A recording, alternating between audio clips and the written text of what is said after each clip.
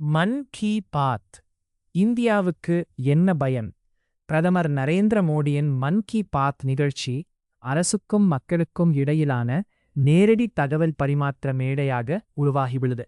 2014 முதல் ஒலிபரப்பாகி வரும் இந்த நிகழ்ச்சி மூலம் தூய்மை இந்தியா, நீர் சேமிப்பு, உள்ளூர் உற்பத்தி, பெண்கள் முன்னேற்றம், ஸ்டார்ட் அப் முயற்சிகள் மற்றும் சமூக சேவைகள் போன்ற பல்வேறு தலைப்புகள் தேசிய கவனத்திற்கு கொண்டு வந்தன.